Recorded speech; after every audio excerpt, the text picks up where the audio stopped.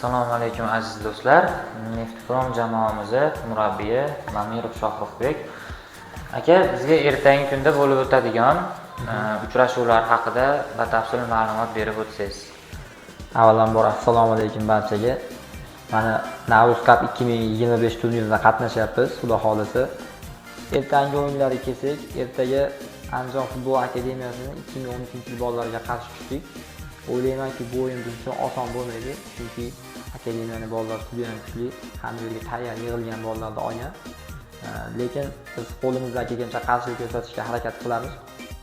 Aka bizga yana musobaqaga kelishdan oldingi yo'qotishlar, komandadagi bolalarning yo'qotishlar, kimlarning ukalarini qolgan bo'lishi mumkin. Shular haqida ham batafsil ma'lumot bersangiz. O'zi biz bu turnirga 18 ta bolani zaявka qildik. 18 ta boladan 6 tasi hozir qolib ketdi. Eng achinarlisi asosiy tarkibdagi o'yinchilarimiz. Shuning uchun bu musobaqada bizga bu tomondan ham juda qiyin bo'ladi, chunki asosiy tarkibdagi asosiy o'yinchilarimiz qolib ketdi. Noma'lum sabablarga ko'ra endi hozir zaxiradan tushadigan shogirdlarimiz endi asosiyda o'ynashadi, lekin ularga ham bir tomondan yaxshi o'yin amaliyotiga ega bo'ladi, ham tajribasi oshadi. Bu tomoni yaxshi ularga. Endi mana shu bolalar bilan iloji boricha qo'ldan kelgancha o'ynashga harakat qilamiz. Murabbiy sifatida hozirgi jamoamizdagi ishongan o'yinchi kim? Shu haqida ma'lumot bering. Jamoamizga ishongan o'yinchi juda qiyin savol bo'ldi, chunki hamma shogirdlarim birdek ko'raman, alohida hech kimni ajratmayman, buni yaxshi yoki bo'lmasa bu yomon deyman, lekin eng yaxshi, eng ishongan o'yinchim hozir bitta Shuhratbek No'monov bor. Qolganlarga ham ishonaman. Qolganlari ham yaxshi, yomon emas. Endi sal ishongan, lider komandani hozirgi pastda shunaqa komandani hozir sal ushlab turadigan eng asosiy o'yinchilarimizdan bitta shu Shuhratbek No'monov keldi. Umid qilamizki, bu Shuhratbek No'monovdan ham umidlarimiz katta. Xudo xolasa komandani oldiga yurishga o'zini hissasini qo'shadi deb o'ylayman. Bizga yana jamoamizni kelgusidagi maqsadlari haqida ham bir ma'lumot berib o'tsangiz.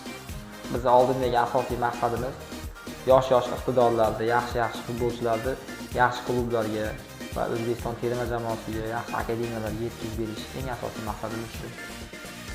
O'zbekistondagi futbolni rivojlantirish. O'zbekistonning futbolini rivojlantirish. Bilamizki, Neftprom futbol maktabining ikkita murabbiyi bor. Biri siz bo'lsangiz, biri Mamirov Shohruxbek aka. Bolalar ikkala murabbiyni yo'nalishini qanday qabul qiladi? Misol uchun siz boshqacharoq, Shohrux aka sal boshqacharoq yondashishi mumkin bolalarga nisbatan. Shu haqida ham bir gapirsangiz.